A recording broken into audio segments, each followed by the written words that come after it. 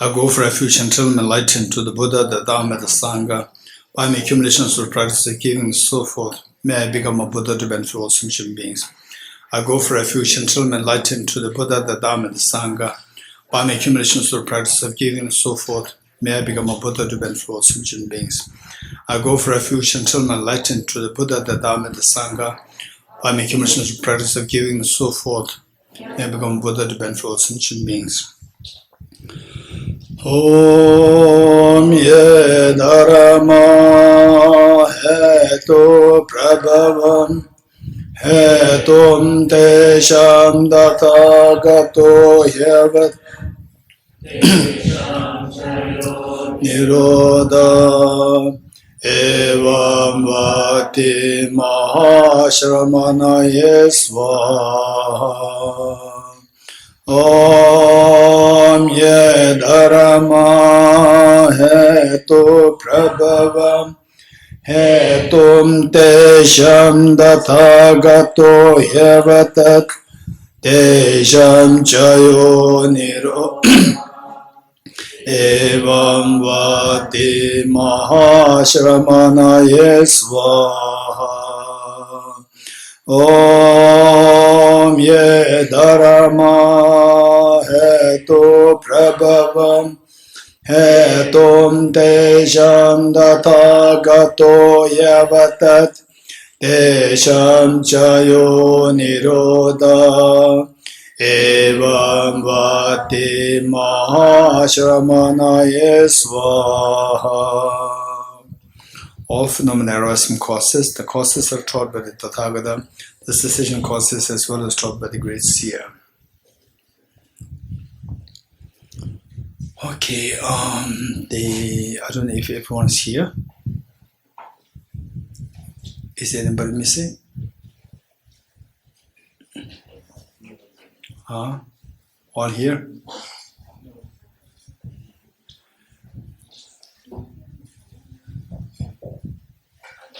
Who's there?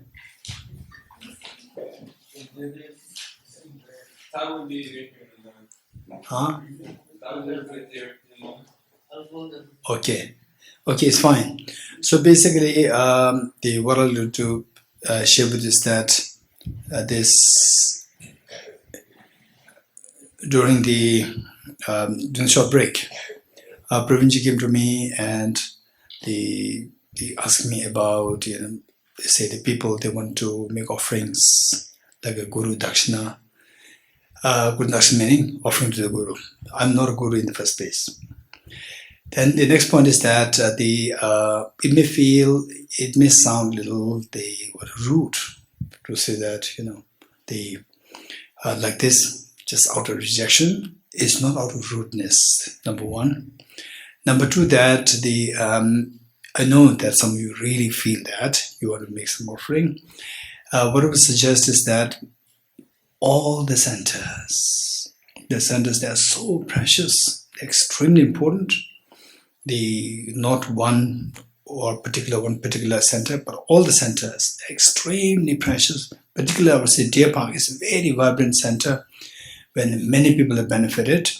So I would highly, highly, highly suggest that on top of whatever offering that you make into Deer Park, plus whatever you have in your mind that you want to make the offering to me, which I would not accept, but I'll be more happy that if you can offer it to Deer Park. Not that, okay, Deer Park will offer it, so this I'll keep in my pocket.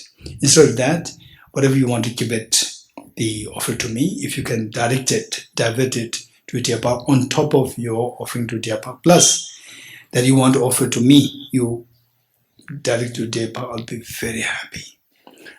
Being in cash or in, so whatever now, what do you call it?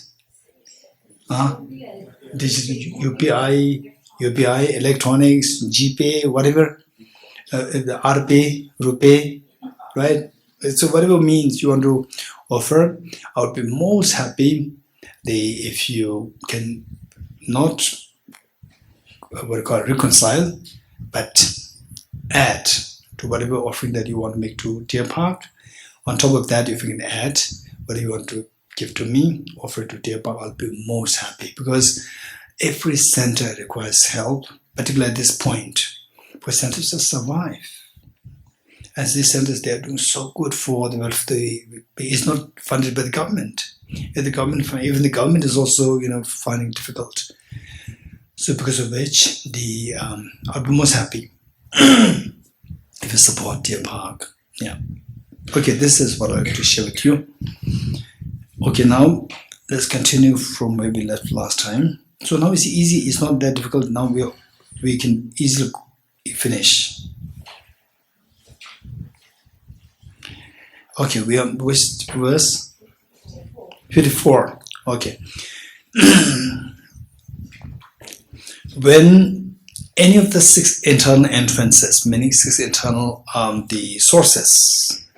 So okay, I was talking about the five aggregates, 12 sources and 18 elements. Sorry, 18 elements. 18 elements. We need to identify these well. The 5 aggregates done. What are they? Aggregate form, feeling, discrimination, composite factors, and consciousness. And then the 12 sources. So 12 sources, just think of that.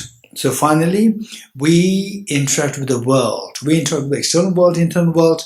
We interact through the consciousnesses, through the 6 consciousnesses, the 5 sensory consciousnesses, and the 1 mental consciousness. These are the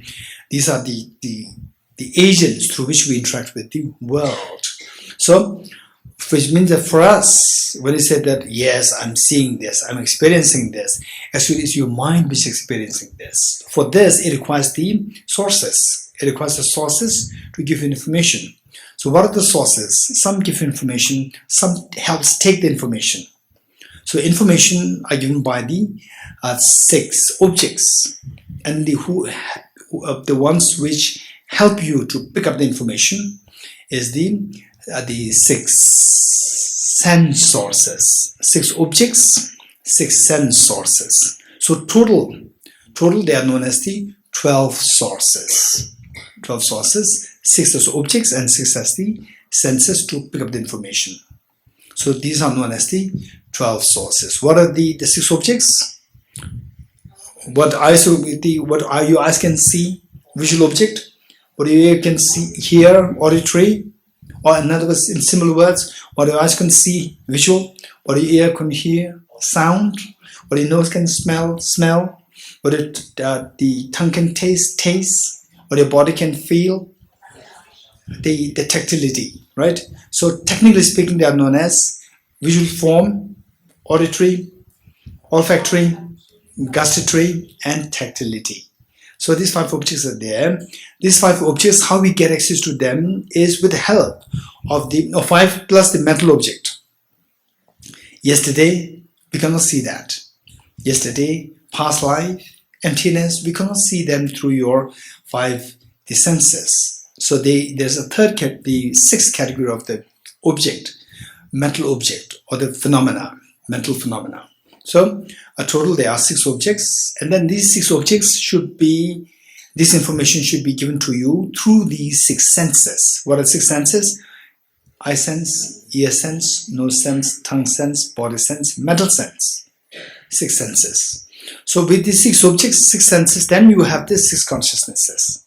5 sense consciousnesses and 1 mental consciousness. If you just take into consideration the 6 objects and the 6 sources, 6 senses, these become 12 sources. If you bring to light the 12 plus the 6 minds, 5 sensual minds and 1 mental mind, then 6 into 3, 18. These are known as 18 elements. In other words, the whole universe, we can see that it's just constituted of the 18 elements. That's it. So these 18 elements subsume all phenomena in the universe. Okay, so in this book again, yeah, right? Okay, this book, if you look at the Heart Sutra, page 39, Heart Sutra, so you see that always these 3, in most cases, these 3 always come together. 5 5 aggregates, 12 sources, 18 elements. Okay, let's see. Page 29, Heart Sutra. In Heart Sutra, it says, the third paragraph. He said that, are you following me? Page 29. Are we all on page 29? Okay, third paragraph reads, he said that the Bodhisattva Mahasattva Aravalukiteshvara said to Shariputra, any son of lineage or daughter of lineage who wishes to practice the activity of profound professional wisdom should look upon it like this, correctly and repeatedly holding those 5 aggregates also as eminent in their nature. So, emptiness 5 aggregates taught, 5 aggregates. In more detail, it says, form is empty. First aggregate form. Form is empty, empty is form, empty is not in form is not other. Then it says, in the same way, feeling, discrimination, complementary factors, remaining 5 aggregates. Feeling is emptiness, feeling is empty, emptiness is feeling. Feeling is not in the emptiness, emptiness is not in the feeling. Likewise, discrimination is empty, emptiness is discrimination. So that's what how it line 5 aggregates. After this, Shariputra, likewise, all phenomena are empty without characteristics, unproduced, unseen, stillness, not without stain, not deficient, not fulfilled. Shariputra, therefore, in emptiness there is no form, no feeling. Okay, no feeling, no the 5 aggregates. No form, no feeling, no discrimination, no composite factors, no consciousness. No eye, no ear, senses. No eye, no ear, no nose, no tongue, no body, no mind. These are the 5 senses. And the 6 are senses. Now the 6 objects. No visual form, no sound, no smell, no taste, no object, touch, no phenomena. Total? Not 18. 12 sources. These are 12 sources. Now, there's no I element. No, with element. When you say element, so when you count the sources, you say I source. But 18 element, you say I element. I element. Just change the label. So there's no I element and so on, up to and including no mind element. How many? 6 elements as objects. Then no mental consciousness element at including no mind element and no mental consciousness element, which means the last one, 18 the last one. What is the last one? The 6 objects are the 6 elements, 6 senses are the 6 elements, and then 6 consciousness. The last one is mental consciousness. And the mental consciousness element. So that is the 18th one. So we see that the 5 aggregates, 12 sources, 18 elements. These are all, in most cases, these always come together. Okay, that is done. Okay, now we go back to this, what is that? We are doing which one? 54. When any of the 6 internal sources arises simultaneously with contact. So, the 12 links of dependent origination, again from this book, 12 links of dependent origination, we see that the number 4 is name and form, number 5 is sense sources. So, sense source we discussed. We're discussing the sense sources, how they don't exist truly. Then what comes next? Contact. So here, sense sources, they come in contact with their respective objects. Contact. That is the number 6. Number 5 is 6. Contact. Contact is number 6. Number 5 is sense sources. So sense sources giving rise to the link number 6, the contact. Okay. So it says that when any of the 6 internal entrances, 6 internal senses arises simultaneously with contact, at that time, okay, let's say that so that is the contact limb number 6. This is when we are still in the mother's womb. Still in the mother's womb of the 12 links. Name and form, when the second moment, the first moment, conception in the mother's womb, this is the birth, number 11. Then from number 11, we jump to number 4, which is name and form. In the mother's womb, you have your body from the parents and your mind from the past life. So name and form. Then the number 5 is senses. So you in the mother's womb, you continue to grow. As you grow gradually, your sense organs, they come into being. Sense organs come into being as you develop. And sense organ, not only their sense organs, but also sense powers, they come into being. Sense powers come into being, but their sense powers are not functional at that point. Number 5, not functional. Then it grows further, develops further, then it becomes functional. What's functional sense power? To give you information of the outside objects, like the visual object, sound, smell, taste, and so forth. So for this, sense power should come in contact with the object. Come in contact with the object. That is number 6, contact. And with this contact, then what happens at this, say for example, sometimes when we sit for long, you have the numbness of the legs, the feet. So there you cannot really feel anything, but you can see the numbness. You touch, but you don't feel anything. You touch. So that is the next development, where you have the contact, like the numbness, but the sharpness of your discrimination is not happening. So then number 7. Number 7 is the feeling. Then it develops further to feel, oh, it's now hot, cold, pleasant, not pleasant, feel. With the feeling, there's number, say, around feeling, a feeling still you are in the mother's womb. Then from there, while you have the feeling, then you come out of the mother's womb. So the feeling continues. Feeling continues. Because of the feeling, then what happens is then the good feelings, craving arises. Bad feelings, anger arises. So craving. And craving, there's number 8. Then number 9 is grasping. The craving gets intensified towards the end towards the death. Craving towards the self, that I should not die. That gets intensified, that's grasping. So with the grasping, what happens? This grasping is like the water. To germinate the seed of karma, you plant it. Number 2. Number 2, karma. That's been germinated by the number 8, number 9, craving and grasping. It germinates and the seed is made extremely, well germinated, on the verge to give rise to the saplings. So that is number 10. Number 10 is becoming, on the verge to give rise to the next birth. Number 10. So from number 10, then number 11, actual birth. So this is how, and with the birth, then what's the end? 12, aging and death. Okay, so here we are talking about the contact, number 6. So with the contact, let's say that when you fall asleep, your sense consciousness stays shut down, which means that you are the sense power, mental sense power comes in contact with this object. Physical senses, they shut down. So physical senses, they don't come in contact with the object.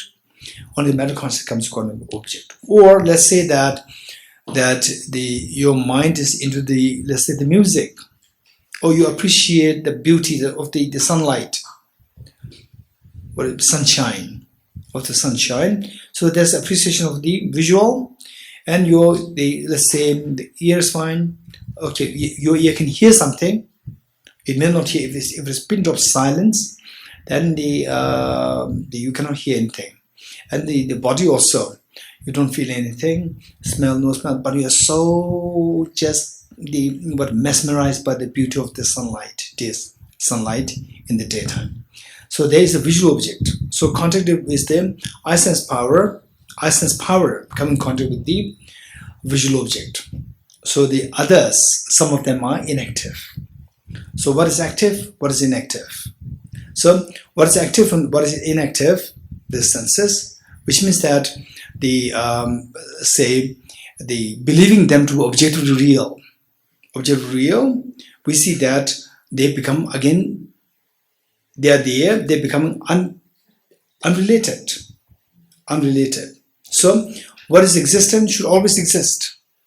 Say the I consciousness, I sense power come in contact with the visual object. If it exists, it should exist forever. And then the body sense, which you are not feeling at all, it is inactive, should forever remain inactive. Okay, this is a problem. You cannot account for the contact, in other words. Okay. 54. When any of the 6 internal entrances or the 6 sources arises simultaneously with the contact, when it does come in contact with the object, at that time the rest of the entrances, rest of the sources which are not in contact will be devoid of the nature of the contact. The rest of the entrances or the sources which are devoid of the nature of contact, do not depend on the nature of contact, because it is not in contact, so it becomes independent. If it is subjectively, it becomes independent of the contact. If it's independent of contact, it will never come in contact with will never come into contact, even in the future also. That which are is better, because we are talking about the remaining sense sources, that which are not devoid of the nature of that which is, yes, the one which is already came in contact. That which is not devoid of the nature of which has the contact, will not depend on that which is not devoid of the nature of contact. What has contact, what has not contact, these two become independent. So whereas they are dependent on each other. 55. The I consciousness and its object, the flower, arise in. Okay, this is a little the different reason given there. It says that how long does the I consciousness last? How long does the flower last? The flower, I sense power, and I sense consciousness. How long does the flower last? How long does the I sense power last? How long does the I sense consciousness last? How long?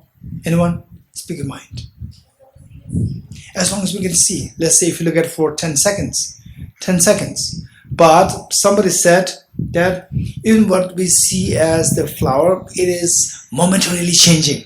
Yes? Who said it? Jay? Or who said it? Somebody said it. Right? Momentarily changing.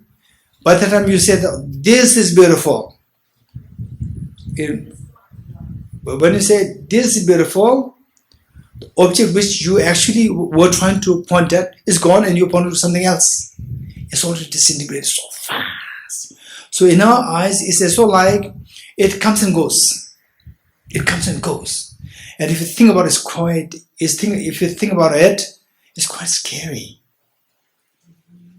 To think about your whole body, everything, all kinds of things, they come, go so fast. And okay, how many of you, right, meditate, reflect on this sometimes? This is very precious. You have to do that. And yes, of course, our obsession to things, the wealth, the power, and so forth. And it's not that you think about emptiness and all these obsession will dissolve. No. But it will minimize. It will minimize. And what is direct effect to counteract these emotions of wisdom of emptiness? And this, of course, just understand is not sufficient. You should go to the level of study, reflection, then meditation. Within the meditation, conceptual to non-conceptual. This is how we progress through. There's no direct way, right? And some people, you want the easiest way. Direct, this is not possible. It's only through this way. Then eventually you'll become the direct. Then this is how it works. Then we see that the meditation on impermanence and meditation on emptiness effect is very different. Where you have forget about direct realization. Even the conceptual experience. With the impermanence meditation, it is like a slow effect. Emptiness meditation, instantly you can feel the jerk. Instantly the mental turbulence subsides. It's very powerful. Okay. And so therefore what Nagarjuna is saying here, teaching here, is that this object, this flower as the object, it rises and it disintegrates. I sense power also, it rises, it disintegrates. So therefore, we don't really see, if you think very carefully, although we talk about it rises, it endures, it disintegrates, but in actuality, if you really look at, if you can really contemplate on this, then we say it arises, it dissipates, that's it. So it says, which one? 55.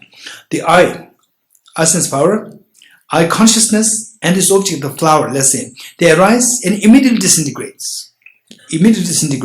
So they cannot exist as abiding in their nature. So this is not on the ultimate level, even on the conventional level. We say it comes and goes instantly. It's like the example given is like the water in the stream.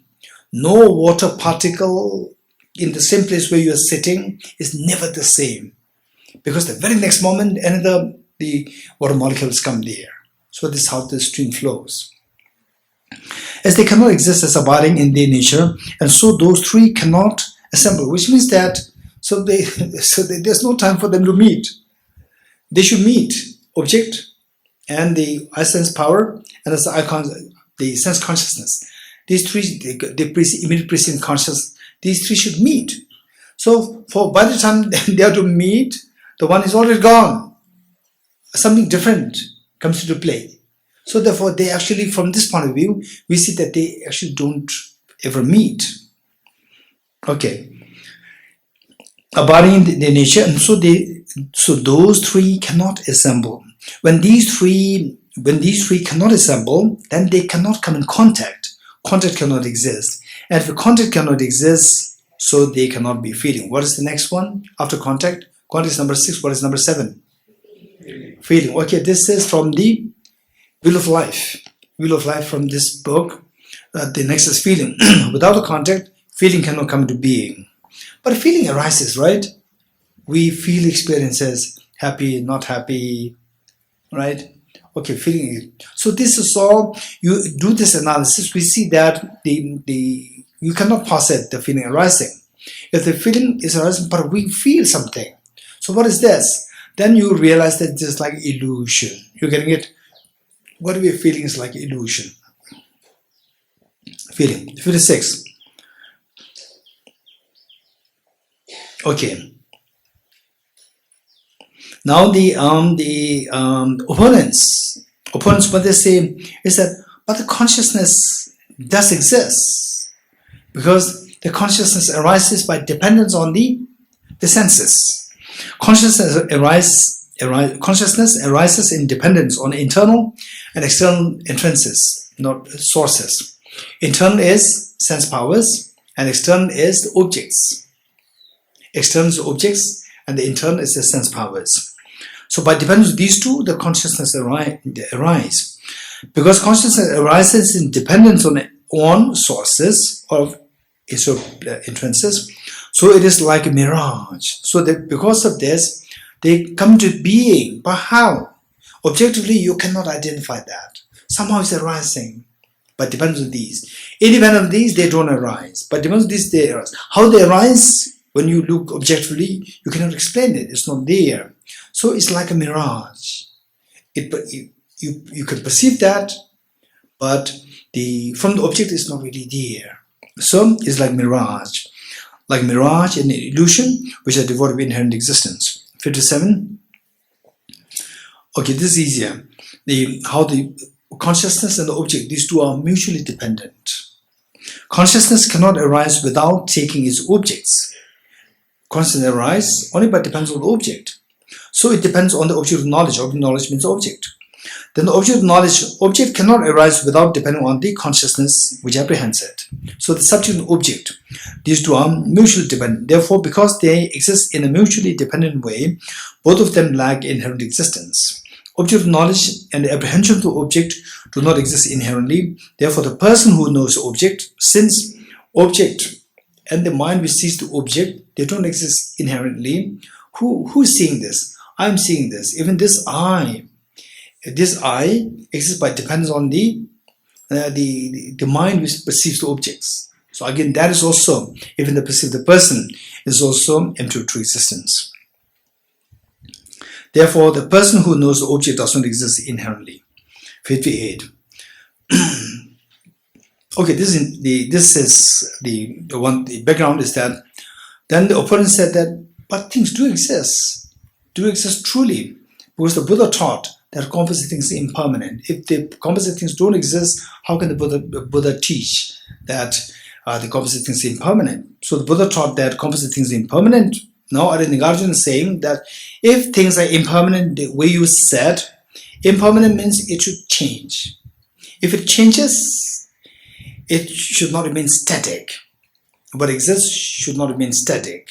If it is truly real or independent real, it should always remain static. It cannot be impermanent. If you cite the Buddha saying that things are thought to be impermanent, then it implies that things are not inherently real. And things should be either permanent or impermanent. So whereas if you say that things are permanent, things are inherently real, things are permanent, then this contradicts with your citing the Buddha that things are impermanent. So this is where you are trapped in the contradiction. 58. Buddha has seen no, Buddha taught the impermanence. Yes, impermanence means there's no essence in it. There's no essence in it. See, no essence in composite phenomena with inherent existence. There's no inherent existence there, because impermanence means that change. Change means that not the static. So he said that all composite phenomena are impermanent. So therefore, they are devoid of inherent existence. Impermanence implies empty of inherent existence. Now, or because he said that all composite phenomena are impermanent, you cannot say that the phenomena are permanent also, because you're citing Buddha to say that composite phenomena, Buddha taught the composite phenomena to be impermanent. Because he said that all composite phenomena are impermanent, so how could they exist inherently in the nature of permanent phenomena? And then you cannot talk of something as permanent, impermanent, both also, because this is contradictory. If a phenomena were to have inherent existence, they should either be permanent or impermanent. How can they be phenomena which are both permanent and impermanent at the same time? Okay, 59. This is like some kind of summary coming up. Summary: how the emotions arise. Attachment, anger, and these emotions arise. How do they arise? So what we cited of Nagarjuna, Nagarjuna's verse, ceasing of karmas and afflictions is nirvana. Karmas and afflictions arise from inappropriate tension, conceptualized with inappropriate tension, which in turn arises from elaboration of self-grasping ignorance, which the elaboration ceases through the wisdom of emptiness. This is one. And number two, that is very important. Okay, last time I think we did touch on this, how the mind works, how our emotions arise. Say the mental functions. There are so many functions, of which there are 5 which are so important, known as 5 omnipresent mental factors. 5 mental functions. These are so important. Of course, there are millions and millions of mental functions. Of these, 51 were taught by the Buddha at one time. Of course, the Buddha taught many of such functions, but at one time, Buddha taught the 51. Of these, 5 particularly, these are referred to as the 5 omnipresent mental factors, and I particularly feel them as so important for us to know how they work. So first one is, okay, there are different ways of how they are, say, the enumerated, but for the sake of the easy explanation, I enumerate it as like this: contact, attention, discrimination, feeling, intention. Okay, this is how I enumerate for the ease of explaining things for others. Contact, attention, discrimination, feeling, and intention. This is how the mind works. Let me say this again. Contact, attention, discrimination, feeling, intention. Okay, this one. How these work is like, first, our mind comes in contact with the object, as said here. Our sense power comes in contact with the object, or the sense consciousness comes in contact with the object, number one, contact. And then, of course, to see the object clearly, you have to pay attention, number 2. Pay attention. Paying attention, whether you correctly know the object or incorrectly know the object, you discriminate, this is like this. For example, if I say that, how are you? You are very talkative, right? If I say, how are you? Oh, this person is very talkative, right? If you don't, he's just a dumb person. This is how we judge. You're getting it? Or some people, if you say, how are you? Oh, he's very kind. He's very, kind and very, very friendly. And if you don't say anything, oh, he must be a very discreet person, right? So same thing you can interpret in different ways. So judgment, discrimination is a form of judgment. Judgment is a negative word, but with discrimination, you decide that this is not this. This is known as the discrimination. Oh, this is a very good bow. No. Books available in the bookshop. There are so many books, right? So sometimes some people come and then, okay, the medical doctor, they gave up on me. Allopathic medical doctor, they gave up on me. Say I would suggest you to meet Dr. Damdul. Then the person would ask me, who's Dr. Damdul? Is he Tibetan or allopathic doctor or a Tibetan doctor? I said, Tibetan doctor. Oh, we have a Tibetan doctor there. So then I become a little what? Huh? Okay, agitated is too strong word. Uneasy is too gentle. Correct word. Little disturbed. It's too strong word. Little disturbed, and I would say that I am not recommending a Tibetan doctor. I'm recommending the Tibetan doctor. You're getting it? So there, the discrimination, that thing, discrimination, that the sharpness of the discrimination, that gives a quality to the person. Where the discrimination is, oh, a Tibetan doctor. We have a doctor. We have hundreds of doctors. So when you go like this, your discrimination is very blunt. It's not sharp. So where the discrimination is not sharp, you remain average person in whatever field. Physics, you become very average physicist. Or musician, you become average musician. Whereas discrimination is extremely sharp, extremely nuanced. You become, if you're a physicist, you become very sophisticated physicist as Albert Einstein. Or a musician, you become like a Mozart. Or for a player, you become like a Messi. You're getting it? So this is all decided by the sharpness of the metal factor of discrimination. This is so important. Okay, so why say that? Okay, yes. So now with the discrimination, what happens? Okay, let's say that, okay, how are you? You're meeting somebody, so, hey, nice to meet you, how are you? Oh, he's a very talkative person, right? When you think that he's a very talkative person, what's the feeling like? Pleasant, unpleasant? Unpleasant feeling comes. Whereas if you feel that, oh, this person is very friendly, what's the feeling like? Pleasant feeling. Your discrimination decides what kind of feeling arises within you. So, contact, attention, discrimination, feeling, number 4. Then number 5, you want a pleasant feeling or not? You want a pleasant feeling. What made the pleasant feeling? Because of that person being very friendly, right? So, you want to continue with this. You enjoy, you want to continue. So, you continue to be friendly, you continue to be nice to the person. Whereas if the person says, how are you? Where are you from? Oh, what? I don't know you, right? Very talkative. Unpleasant feeling comes. Do you want unpleasant feeling? You don't want this unpleasant feeling. So this unpleasant, because you don't want it, what do? You want to get rid of this unpleasant feeling. So what is the trigger of the unpleasant feeling? This person asking questions. So you will run away from this person. The intention to run away. Number 5, the intention to run away. So if you cannot run away, then the mind runs away. The mind runs away. This is known as distress. And then it becomes very intense. It becomes anxietic. It becomes prolonged. It becomes depression. Right? This is how the mind works. So therefore, finally, if you want to get out of this disturbance of the intention, what should you do? Change the feeling. Change the feeling from unpleasant to the pleasant. How do you change the feeling? Change the discrimination. You're getting it? Change the discrimination. How to change the discrimination? No, attention cannot do much. Attention is simply you pay attention. How to change discrimination? Have a broad knowledge. Don't just confine to small knowledge. Have a broad knowledge and deep knowledge. Have a broad knowledge and deep knowledge.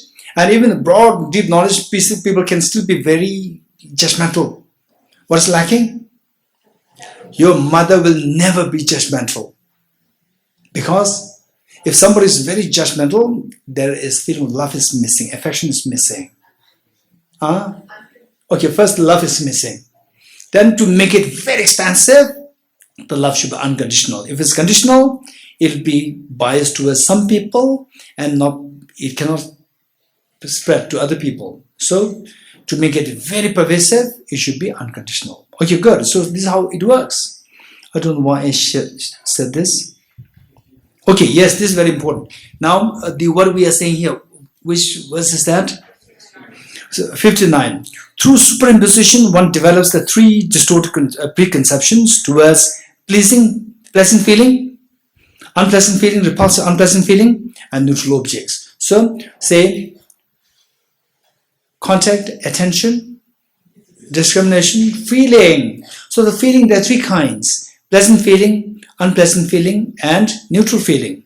So, with these three, what happens is that then you superimpose, you exaggerate the qualities of these three things: pleasant feeling, or given rise to because of this, this person or this chocolate, this cheesecake, whatever. So this is so nice. You exaggerate the qualities. Unpleasant feeling comes, or this person is so unnice, so nasty. Then you exaggerate the bad qualities of the person. So with exaggeration, what happens? Then the aversion and attachment increases. So attachment, aversion arise. Whereas if the feeling is neutral, what's the problem? When the feeling is neutral, but see the feeling as object real, then seeing the object real is ignorance. So this ignorance persists. With the pleasant feeling, attachment arises. With the unpleasant feeling, aversion arises. With the neutral feeling, ignorance persists. Okay. 59. Through superimposition, one develops the three distorted misconceptions towards distorted misconceptions, meaning so good, so bad, and objectively neutral. Pleasant, repulsive, neutral objects, which respectively cause attachment towards the pleasant feeling. The what? Hatred. No, hatred is too strong word. It's aversion. Aversion towards the what? Repulsive objects or unattractive objects, and close-mindedness. So close-mindedness, you can say, yeah, it's fine, it's not wrong. Close-mindedness or ignorance. Ignorance with respect to the neutral objects. Because they arise, they meaning these three afflictions: attachment, anger, and ignorance, because they arise in dependence on these conditions. Pleasant, what conditions? Pleasant, unpleasant, and neutral. The essential nature of attachment, hatred, and close-mindedness is without inherent existence, because they come into being by dependence on other factors. 60. A pleasing object does not exist. Now, even the pleasant object, oh, this is so nice, this is pleasant. Even this pleasant object, nice object, even that is also empty of inherent existence, even the object per se. Because the same object can be seen as nice by one person, can be seen as not nice by another person. So from the object side, it is not nice, it is not nice, not nice. So the example given by Bodhisattva Arideva, the direct disciple Nagarjuna, Arideva, give the example of the human, the young lady or young man, right? Young lady, young man, young lady, young man. The opposite gender sees that object as the object of attraction, whereas the ascetic, male or female ascetic, will see this as very repulsive, very dirty, right? Be it male or female, both very dirty. And for the lion, is a delicious meal. The same object is seen in three different ways. One is the object of lust, one is the object of repulsion, one is the object of food, delicious food. Same object. So the object per se doesn't mean that it is pleasant, it's unpleasant, it is neutral. It entirely depends on your subjective input. It's not objectively real. Okay, 60. A pleasing object does not exist inherently, because some persons develop attachment towards it, others develop hatred towards it, or disliking towards it, and still others develop close-mindedness or ignorance towards it, which means neutral. Therefore, such qualities of good and bad of the object are merely created by preconceptions, by your thoughts, by subjective thoughts, and these preconceptions also do not exist inherently. Okay, these preconceptions also do not exist inherently, full stop. So what is given there is just like the commentary by the translator, because they develop from superimpositions. They come into existence because of the superimpositions or distortions. 61.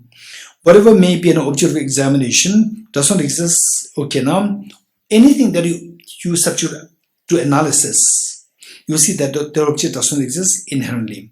As that object of examination does not exist inherently, how can if the object does not exist inherently, then the mind which thinks of the object, the thought which thinks of the object, cannot exist inherently. These two are mutually dependent. Then how can the thought consciousness of that non-inherently existing object exist inherently? Therefore, because of the object examination and the thought consciousness, the subject arise from causes conditions, they are empty of intrinsic existence. 62. The mind which directly understands, okay, now this is important. So how, if you see that these things are all empty of true existence, what's the benefit? The mind which directly understands or realizes emptiness is an unmistaken mind which eliminates the ignorance. So this is the only direct remedy to remove the ignorance, which is the root of all miseries, which eliminates the ignorance that arises from the four evil preconceptions. So this is a very strong translation. For misconceptions. In Tibetan, it is chinjilong. For misconceptions. Instead of for evil preconceptions, just underline this and write four misconceptions. What are the four misconceptions? Misconceiving impermanent phenomena as permanent, impure thing as pure, misery as happiness, and selfless as selfhood. Let me say it again. What are these four? Okay, if you remember the four seals, is all there. What's the first one? No, first say the four seals. Tejal, I know. Anyone else? All composite things are impermanent. So this is to remedy the misconception that the viewing impermanent phenomena as permanent. Number one. What's number two? Number two, see, all contaminated things are suffering. This is to remedy the misperception, misperceiving the suffering nature as happiness. Then number three, everything's nature of emptiness and selflessness. Within that, there are two. One is emptiness, other one is selflessness. So the first one, emptiness is not the emptiness in this context. Emptiness is very gross emptiness, which is, say, what is impure? What is impure? It to be as pure. Pure of the empty of being impurity. Or let's say, what is impure? You view it as pure. This is wrong. So now what you do is that you do the opposite. What is impure? Seen as not pure. Seen as empty of being pure. Empty of being purity. Empty of the purity. What is left? Seeing the selfless nature as selfhood. Misconceiving selfless as the selfhood. That is taught by the understanding of the selflessness. All phenomena are the nature of selflessness. Good. So these are the four misconceptions and therefore the counter forces. Without that ignorance, okay, now, by seeing the emptiness directly, ignorance is cut. Once the ignorance is cut, ignorance coming from these four misconceptions are cut, then the ignorance in the 12 links, the first one is ignorance. When the ignorance is cut, then contaminant karma is cut. So it says that without that ignorance, the karmic formations will not arise. And so neither will the remaining limbs arise. Okay, so if you look at here in this book, the Rice Seedling Sutra, the Sutra on Dependent Origination, Rice Seedling. Okay, can you look at it? Show the 63. Okay, the 63 there. Okay, page 64. Turn to page 64. In the second paragraph, it reads. Okay, somebody can read that for me. Somebody, raise hands. Yes. Okay, yes. Yes. When ignorance ceases, formation ceases. When formation ceases, consciousness ceases. When consciousness ceases, name and form cease. When name and form cease, the six sense sources cease. When the six sense sources cease, contact ceases. When contact ceases, feeling ceases. When feeling ceases, craving ceases. When craving ceases, appropriation ceases. When appropriation ceases, becoming ceases. When becoming ceases, birth ceases. And when birth ceases, aging and death, sorrow, lamentation, despair, and bewilderment cease. Thus this entire great heap of suffering cease. This is what the Bhagwan is called dependent arising. Thank you. Okay, so this is what we read here. This is Nagarjuna. Actually, this is coming from the sutra. So sutra, the whole sutra is here in this book. Okay. Thank you. So it says that 62. The mind which directly understands emptiness is an unmistaken mind which eliminates the ignorance that arises from the four misconceptions. Without the ignorance, then the karmic formation ceases. It will not arise. And then the 12 links, one by one, they cease. 63. Anything which arises in dependence. And if you look at a life, if you look at it, it's very painful to see the loss of near and dear ones. So painful. And for the parents to lose their children, and the children to lose their parents, it's extremely painful. Look at the Ukraine war. How many children they become the orphans? How many parents they lose their children? What wrong did they do? It's extremely painful. And even if say the parent where the family is material is so poor, they really struggle. Where the family they are so well off. Then when you see the loss of near and dear ones, this is common to all. It's not only for the poor people, it's for everyone. The pain is so acute. So these are what the Buddha indicated. It's a bewilderment, the miseries. So how to stop them is stop the ignorance for good. And the pains are so acute. So usually where the family is, very humble, simple family, the tendency for them to be closer. And where the family is well off, then the tendency of them to be little in a rift is more. But in some cases they are so close. If they are so close, separation is a great pain. When they are not close, no close itself is a pain. If close is a problem, no close is a problem. So where the problem lies? The ignorance. So therefore, the point is that they say where there's a tremendous love, without love, number one, without the genuine feeling of affection towards others, life is very boring. Without the genuine feeling of affection towards others, life is extremely boring. Then the opposite opposite kicks in. What is the opposite? Selfishness kicks in. It makes life so boring.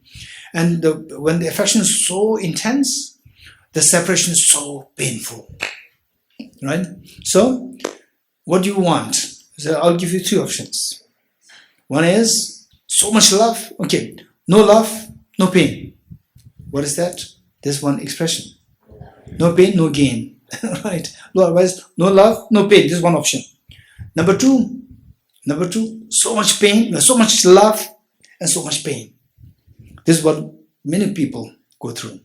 Then third, intense love, no pain.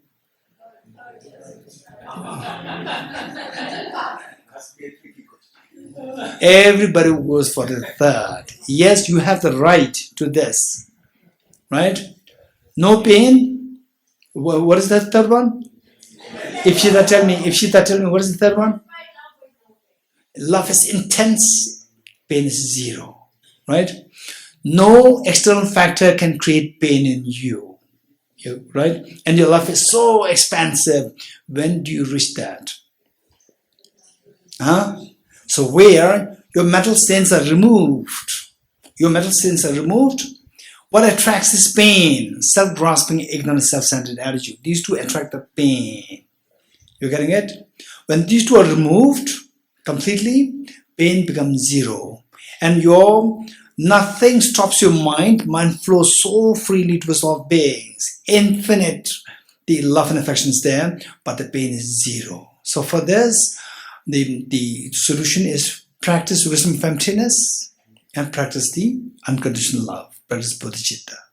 These two will take you there, where you have the maximum, say, love and affection with the least pain. Okay. Where are we now? 63.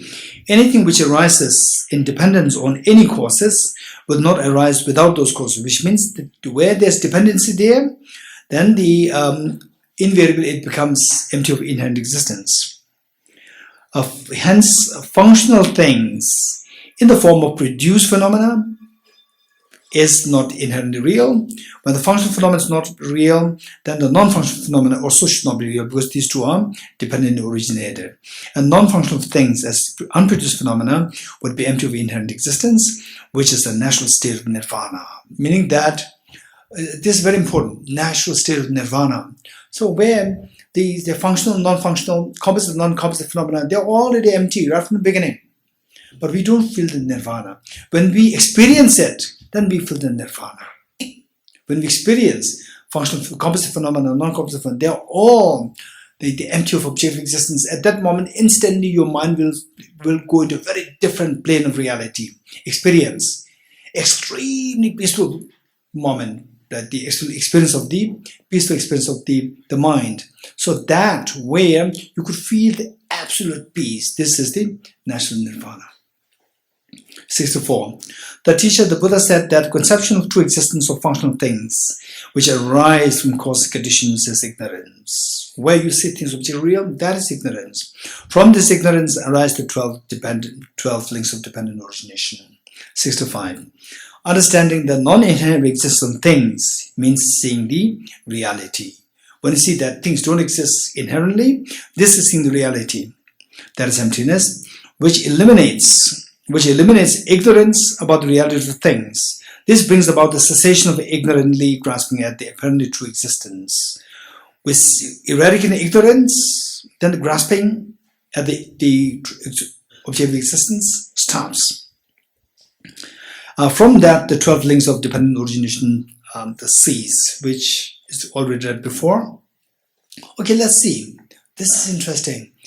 Let's say that in your dream, you fall asleep in your house, in a small house. In a small house, it's just empty. There's nothing really there in the small house. In the guest room. Guest room, you don't have anything in the guest room, right? Say you are in a guest room and there's nothing there, very plain, you sleep. And then you dream. You dream of being in a mansion, right? In a king's palace or queen's palace, whatever. In a mansion. So, every small detail stands like millions of dollars worth. And very sophisticated things are there. Okay, so, and then because of this, we have to always keep what is the CCTV to make sure that these are not stolen. CCTV. Even the CCTV will not tell you that someone is stealing you, right? CCTV simply captures and finish. It will not arrest the people. People run away. And when people run away, then you go there. It's missing. A CCTV somebody. Then you see somebody there. Who's that? You don't know, right? And then there's so much anxiety. So this is samsara, right? Samsara. And then somebody comes and you happen to identify the person you're about to catch this. The person kills you. Shoots you, right? Or shoots you, and you luckily escaped, right? Oh, and then you're hospitalized. You're hospitalized, and then when say the doctor said that your leg should be amputated, your arm should be amputated, pacemaker should be put, because of all these gold and these things, right? Because of this, then this happened. Okay, so then if you're given a choice, do you want this life, this full story, or a simple life? What is better? Simple life, right? Simple life. What is this? There's so much suffering there. So much suffering there. Okay. But this all happened in the dream. You're getting it? Who created the suffering? Your mind, which created the dream. You're getting it? So objectively, there's nothing there. And our mind dreams. And mind projects things. It's a deer park. Right? Going to deer park. Now leaving deer park. Right? Oh, now feeling a little sad. I have so many friends. We are going to be separated. Our mind creates this. And then, there's a Ukraine war happening there. Oh, there's so much problem in the city. And my neighbor is very complicated. There's all what your mind creates. So that is samsara. Where is that? It's just your mental creation, mental projection. That is samsara, right? And then what do? Stop projecting it. Stop projecting it. Go into the ultimate analysis. Stop projecting it. Then what happens? That you are not going to be affected by any of these. You are free from all the pains. Yet what happens? That I'm in this meditation and you are seeing me, that you see that, oh, his anger subsides. His agitation subsides, right? So his ego subsides. Because of which anger, ego, which pushes others away from you, subside, then naturally your mind expands. You are seeing that my mind is expanding with compassion, right? So you see the emptiness, your fear, your agitation, energy all subsides, and your compassion increases because you are seeing that within me. So this is where this wisdom of emptiness has two functions, like a tea strainer. What's a tea strainer? What is a tea strainer? Anybody? What is it? You filter.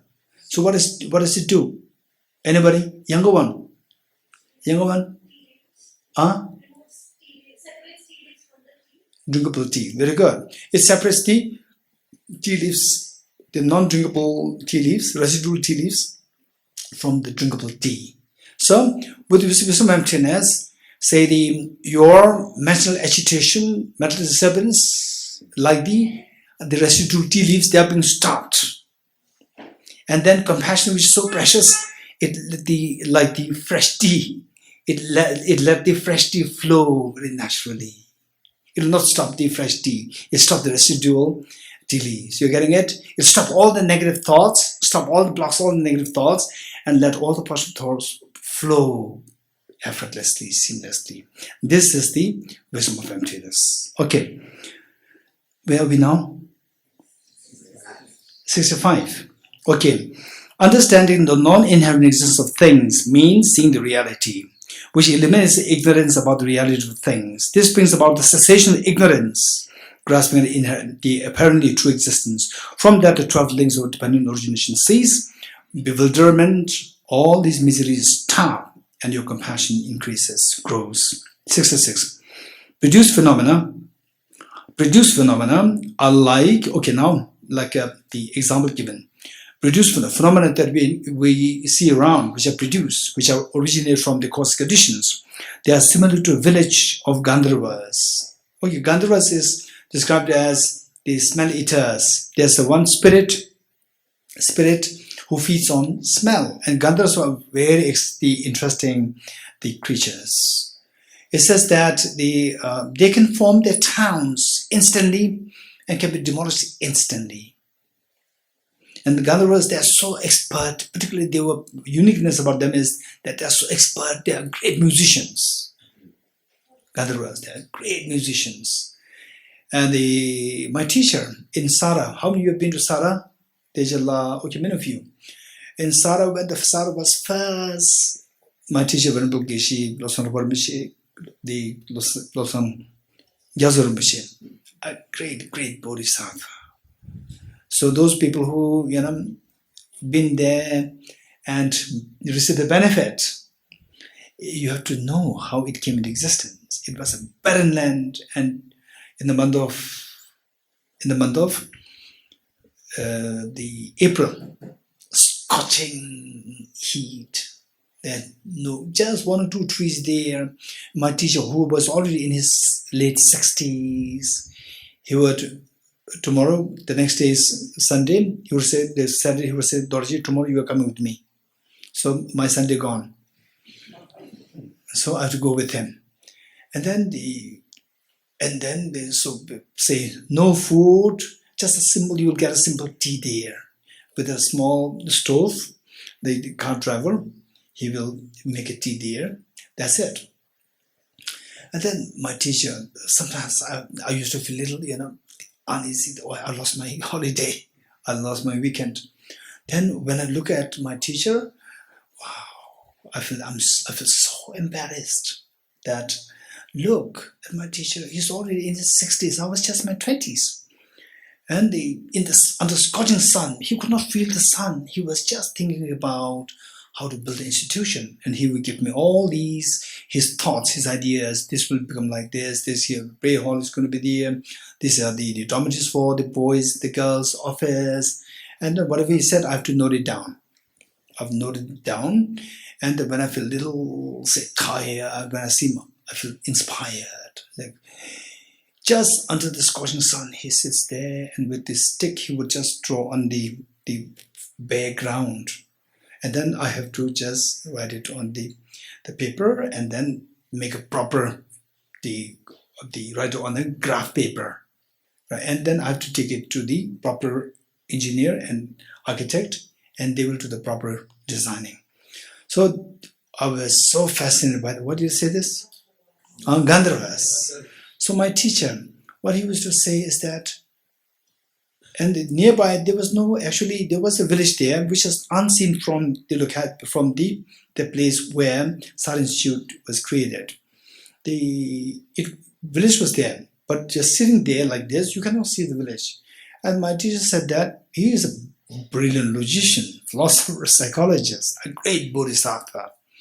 He said that he turned towards the left side, and he saw a whole village. And he was so fascinated. How come? So when I first bought the land, when I first came here, I didn't see any village. Now there's a village there.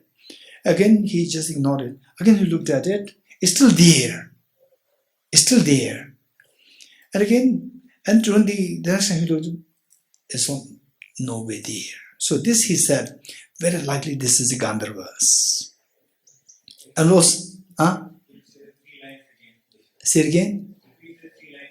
With 3 lines.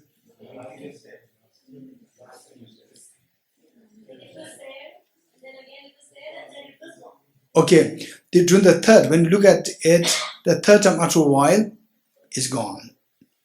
Okay. And then the Gandharva, once what happened was that this is very interesting. These are things that we have to hear and know.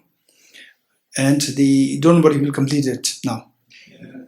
So the Gandharva, once Gandharva, the lady manifested herself in the form of human.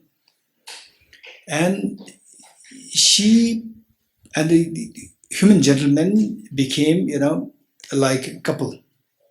And they had a son. And the human gentleman discovered that his wife is not really a human being.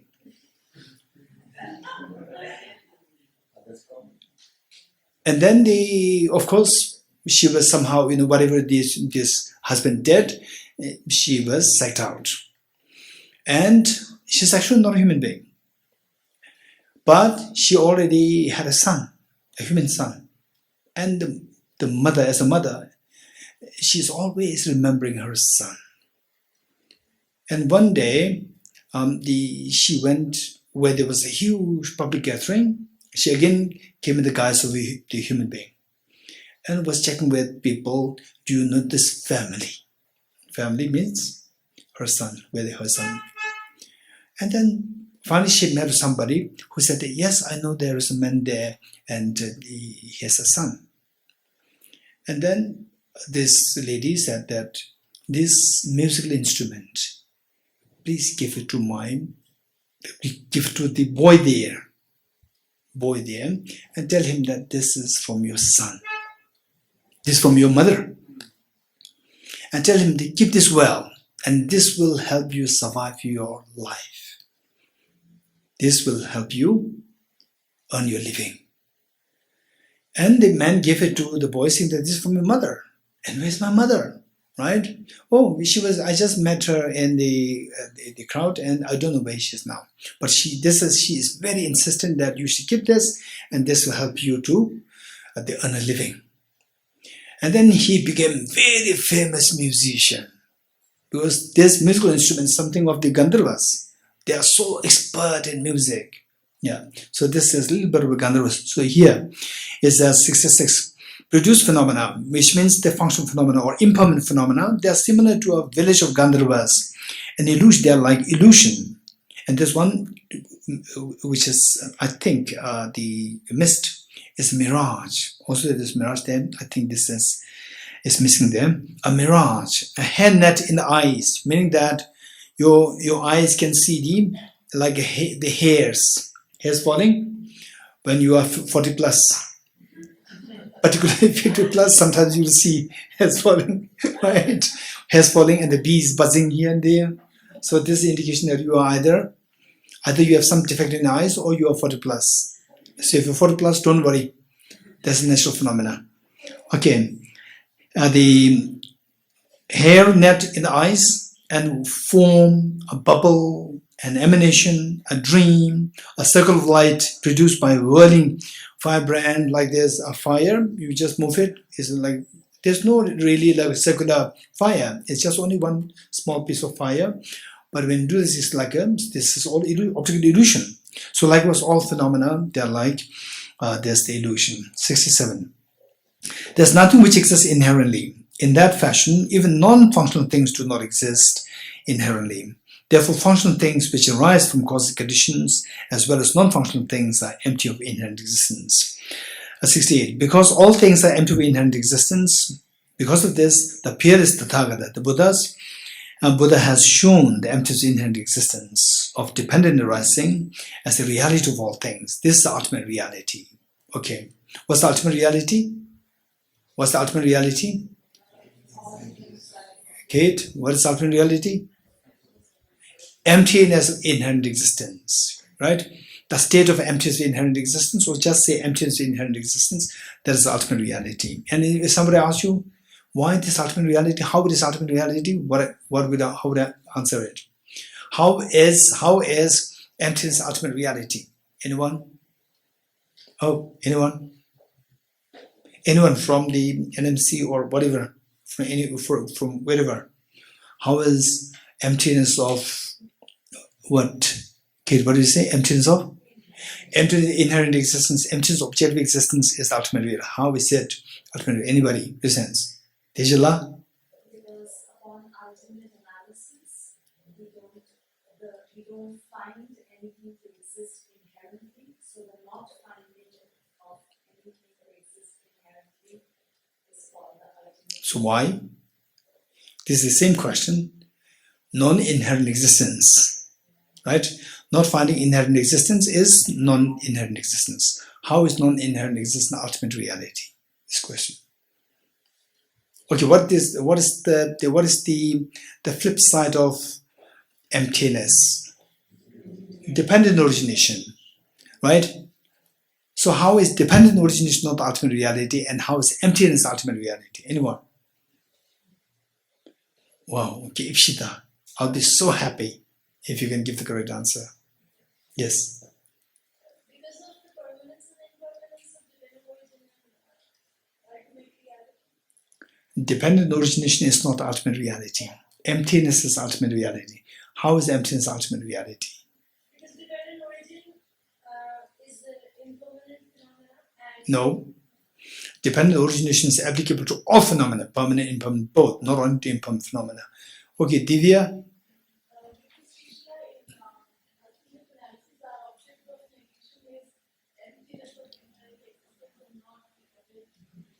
But it doesn't matter. So why, if the objective existence is negated, why that should be the ultimate reality? Why not when you reject, say when you reject something and understand dependent origination? Why not dependent origination is the ultimate reality? Why not? Okay, Matthew. Because it's the lack of existence of the inherent nature of dependent origination itself. So why should that be ultimate reality? Because when there is nothing substantial to hold on to, there's no something. So then the best would be say that I'm not Buddha, right? I'm not Buddha. Is that ultimate reality? Is that ultimate reality? Yes. No, it's not ultimate. Please, this is very easy. That's it's easiest to know that I'm not Buddha. This is easiest to know. Even without exposed to a philosophy, people will know that I'm not Buddha. You're getting it? Okay. In other words, emptiness is something which the ultimate reality is something you realize through studies, reflection, and meditation. Not just like, okay, I'm not Buddha, this is not a chocolate. Any sensible person will know that this is not a chocolate, that this is not a Buddha. That's easy. Okay, anyone else? Okay, Rahul.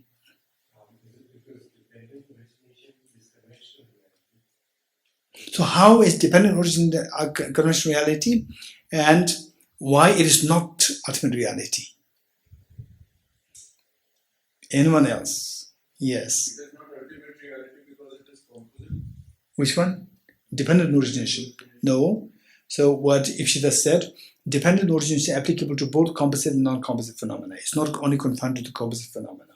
Anyone else? Losanga.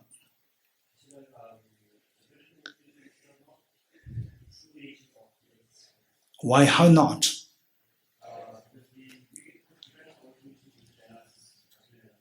Even the ultimate analysis can also be a subject ultimate analysis.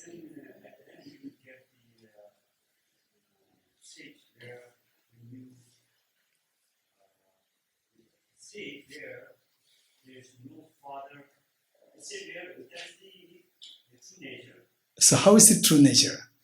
Why not dependent origination true nature? Okay, the Kabir.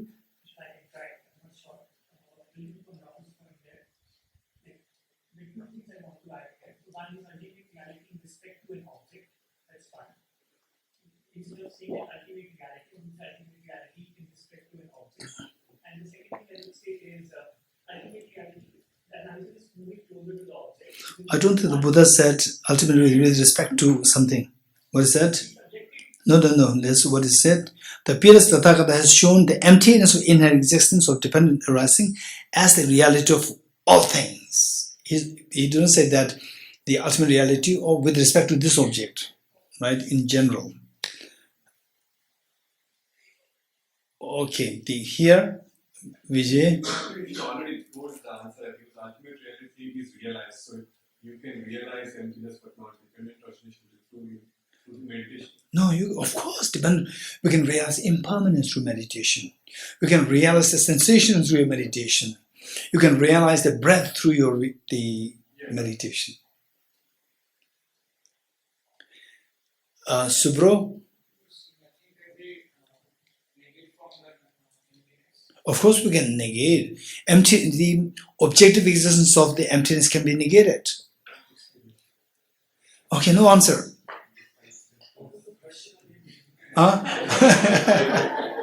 The question is, dependent origination and emptiness, these are the two sides of the same coin.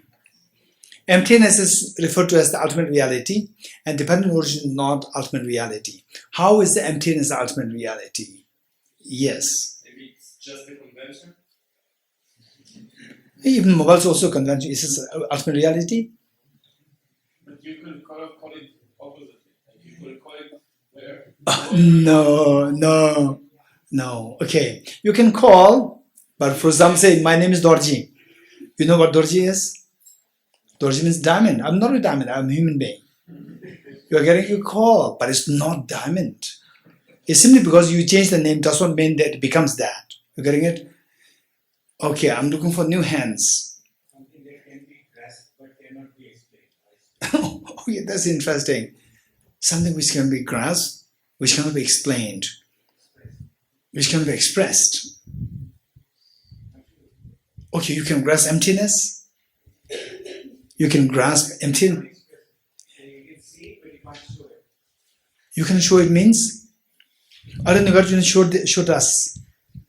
Nagarjuna showed us emptiness on the basis of these 70 verses. Right? Okay, anybody else? Yes.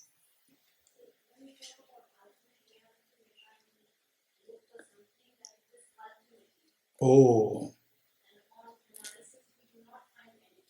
Yes. Ultimately.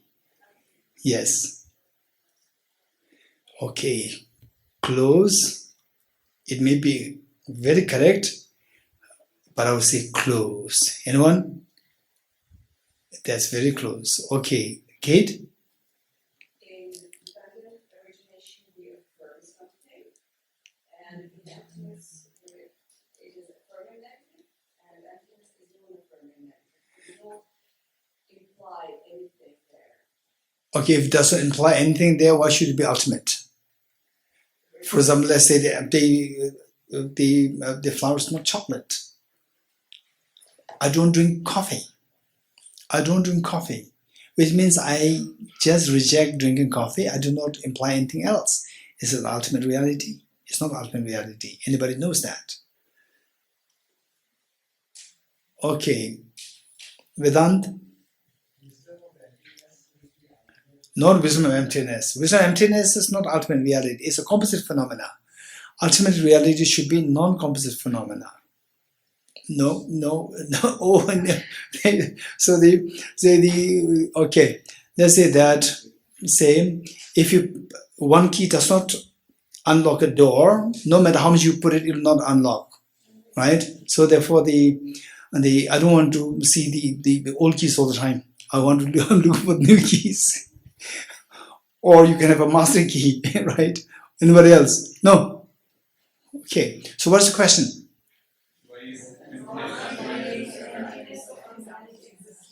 Okay, Sangeetaji, tell me what's the question? Why is emptiness the ultimate reality? Why or how? How is emptiness the ultimate reality, not dependent origins as ultimate reality? This question. Okay, not sure. Let's continue. What's the verse we are reading? Huh? What's the verse? Which verse? 69. Okay, we'll continue reading this. No, 68. 60. No, you already said it. If there's new hands, I will accept. I'm looking for new keys, not the old keys. Okay, no, old keys don't work. I know that. Okay, 68. Because all things are empty of inherent existence, the peerless Tathagata, the Buddha, has shown the emptiness of inherent existence or dependent arising as the reality of all things, as the ultimate reality of all things. 69. Ultimate reality is contained within the limit of the non-inherent existence of a thing. This is very poetic, and you did not get it. What do you understand it by this line? Anybody? What do you understand by this? It's very poetic. It's very nice language. Ultimate reality is contained within the limit of the non-inherent existence of a thing. So if the philosophy make it too poetic, we can lose the meaning.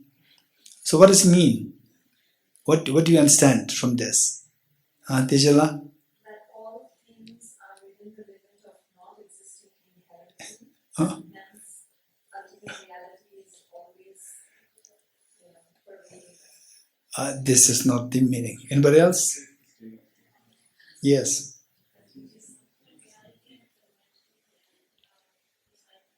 No. Gorilla? Ultimate reality is not inherent existence of Non-inherent existence of things is the ultimate reality. This is also not the meaning here. Although it's a correct statement, but it's not the meaning here. Yes, Ravila? Is the ultimate reality is contained in the dependent origination? No. Okay, this is where when language is too poetic, this is a problem. Okay, so it simply means, so this is where, I just look at the original Tibetan, it's simply, emptiness alone is the ultimate meaning. This is it. Emptiness is the ultimate meaning. It's contained in the what? Within the limit of the limit here has a connotation to meaning. Limit has the alone, limit. Alone. Emptiness alone is the ultimate meaning. You're getting this meaning. It's very clear. How you interpret it is not coming in this line, The emptiness alone is the ultimate reality, ultimate meaning. This is it. Okay. You got it? Huh? What did you get, Ipshita? You know what she said, I resonated with that, but then the ultimate, I don't know. It is not that, I'm good in understanding these. Because this says, I read the Tibetan, and then I can see this is very put in a poetic way. Poetic way can sometimes, people can, slip away from the meanings. It simply means emptiness alone. So here's limit of the... Okay. It's not only with the English Tibetan, with any translation, emptiness alone is the ultimate meaning. Again, the same point. So how is emptiness the ultimate and not the dependent origination as the ultimate? This is the question. No old hands, no old keys. I want a new key. Okay, 69. Well, okay, now we're almost done. What should we do? We'll continue, finish this. And then the afternoon, We'll have the very quick puja. Okay, maybe then the practice. People, they're asking when they meet me, they're asking, how should I continue to practice? Right? So this, I'll give a quick meaning there. 69. Ultimate reality or emptiness alone is the ultimate meaning. Instead of ultimate reality is contained within the limit of the non-inherent existence of a thing. For that reason, the accomplished Buddha, the subduer, has imputed various terms in the man of the world through interest comparison, go for dependence, through dependence. Through dependence. By dependence on this and that and so forth, Buddha, he was saying, what is dependent on the causes, the Buddha called that as a result. What is dependent on the, say, elimination of miseries is the samsara is the label the Buddha gave. So the Buddha explained all these functional things as this and that with the help of labels on the basis of understanding dependency, not as objective real. World through dependence. This is the original Tibetan. Next, 17. What is shown conventionally, okay, now here, 17, say the Buddha taught that from ignorance, the karma is created. From the karma, the consciousness arises. So this is all taught there. And our Nagarjuna is saying that we are not denying, we are not rejecting these, we are not negating these. What the Buddha taught, yes, these do exist. But at the same time, the Buddha taught nothing exists truly. You getting it? Nothing exists truly. So one, what the Buddha taught, we establish them as they are. On the other hand, what the Buddha taught, Buddha negated true existence. So there's no contradiction between the two. You getting it? There's no contradiction between the two. So one exists on conventional level or subjective level. What is negated is objective level. So there's no contradiction there. Okay, 17. What is shown conventionally to the world appears to be without disintegration. Okay, without this is a wrong translation. Is a wrong translation? Is a wrong. Okay, this is what is shown conventionally to the world what is shown conventionally to the world is not negated. You getting it? What is shown conventionally to the world is not negated. We are not negating this. Law of karma exists, Triple Gem exists, good and bad exists. Okay, this is not negated. At the same time, the Buddha has never actually shown anything with true existence. But the Buddha, in other words, Buddha has never shown a thing as truly existent, or Buddha has shown everything as non-truly existent. You're getting it? So this is a part of the translation. Do you think but the Buddha's that word stays after we correct that? Which one? The but. Yeah. But is fine. Say that, what the Buddha taught conventionally is not negated. But at the same time, remember that the Buddha rejected true existence. But the Buddha has never actually shown anything with true existence, which means, what the Buddha taught as the conventionally existent, they are not to be negated. And yet, the Buddha rejected true existence, ultimate existence. So there's no... Sorry, without negation. True existence is rejected, negated. Rejected meaning negated. Negated, conventional reality is not negated. For example, do good things, happiness will follow. Do bad things, miseries follow. This is a conventional reality. This is what the Buddha did not negate. What is negated is that do intrinsically good things, intrinsic good happiness will happen. So these are negated. Those who do not understand what is explained by the Tathagata to be conventionally existent and empty, on the one hand, what the Buddha taught exists conventionally existent. What the Buddha taught is empty of true existence, empty of the sign of the true existence. See, this is what the Buddha taught. But failing to see this, people feel frightened. People think that when the Buddha said nothing exists truly, people think that the Buddha is saying nothing exists. Then they feel frightened. Because of this, there are many people who think that the teachings on emptiness, they are not the real teachings of Buddha. Many people think that. Because they fail to understand emptiness means emptiness of objective existence, but the infallibility of cause and effect can still be accounted for. When they fail to see these two things in harmony, then they think that when somebody says nothing exists objectively, they think that the person is saying nothing exists. This is taking that as nihilistic view. So they feel frightened.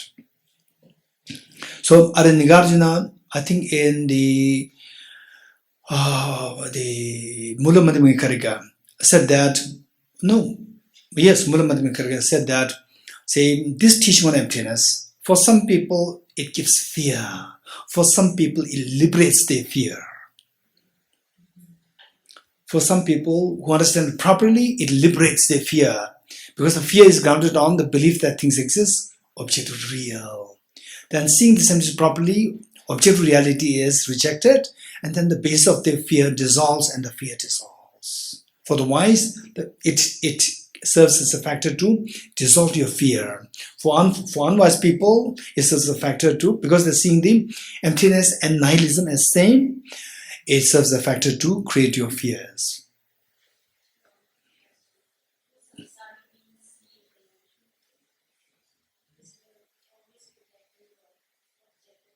Okay, they project the conventional truth. They don't see the conventional truth. For example, I said that in the dream, first we project the dreams. Whose projection? Our projection. And then you are unaware that you're projecting it. You don't see it as a projection. You see it as real, right? In Nizala, you've been seeing your dream always as projection, or you see them as so real. Real, which means you project it, but you are unaware that you're projecting it. You don't see them as projection, you see them as real. So the distinction means they project the conventional truth, but they don't see the conventional truth. Yeah. Okay, where are we now? 71. It is known in the way of the world that this arises and depends on that. Such statements are not refuted. Okay, so the Buddha taught, again in this book, Rasitin Sutra, where is it? Because this Buddha taught, whosoever sees dependent origination will see the Dharma. Whosoever sees the Dharma will see the Buddha. And because this exists, that exists. Because this is produced, that is produced. Because of ignorance, karma is created. Because of the karma, the consciousness is created. Where is it? Page number 63. Okay. Okay, at the last paragraph, which reads, okay, anybody who likes to read this? Anybody? Raise hands very quick. Quick. Somebody who likes to read it? Yes, Sangeeta. The last paragraph on page 63. Let's all listen to this. 63. The Bodhisattva Mahasattva Maitreya then replied,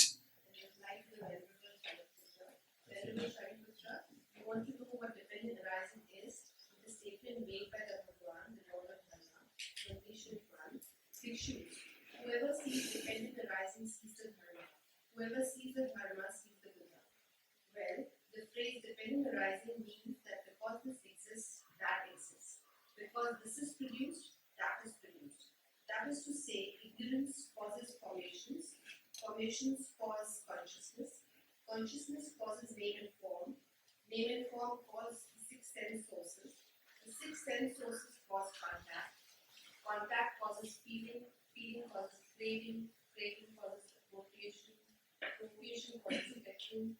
Becoming causes birth. And birth causes aging and death. Sorrow, lamentation, suffering, despair, and everything. Thus, this entire great heap of suffering arises. okay. So there, the Buddha taught, because this exists, that exists. Because this is produced, that is produced. So Buddha did not reject the production.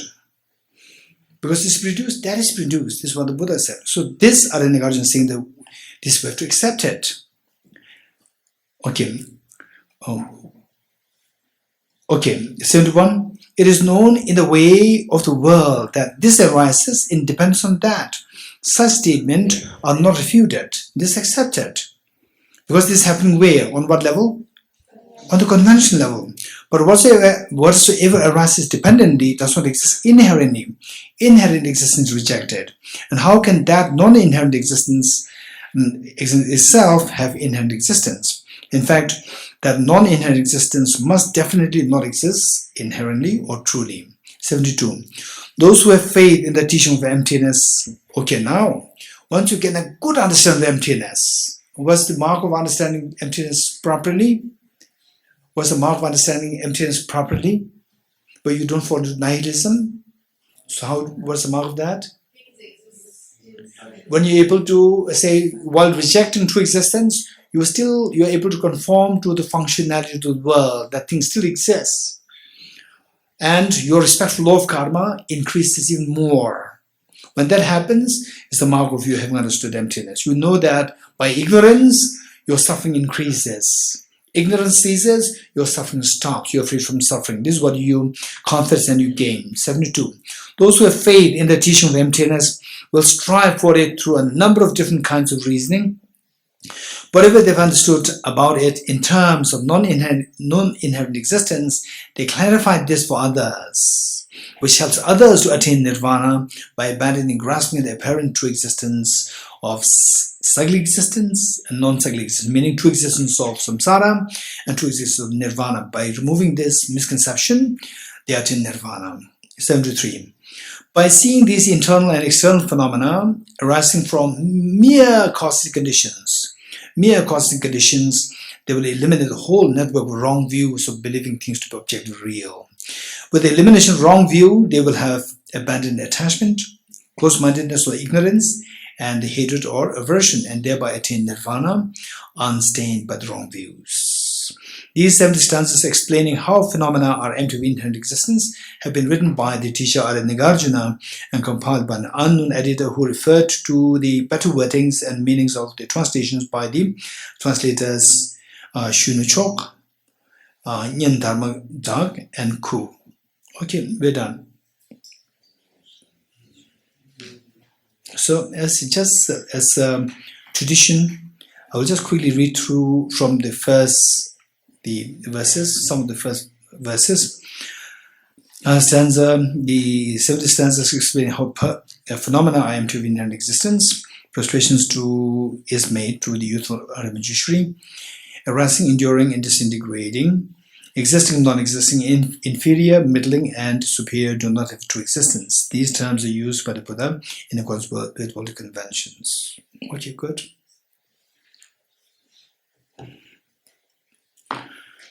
So we don't have to come at 2:30. We'll come at 3. Yes. So meanwhile, the people can help. Okay, good. Thank you. And then, if time permits, we can also do 1 or 2 questions in the next session. Next session, by 4:30, we will wind up. Peta Om Gate Gate Paragate Parasam Gate Bodhiswatyata Om Gate Gate Paragate Parasam Gate Bodhiswatyata Gate Gate Paragate Parasam Gate Bodhiswatyata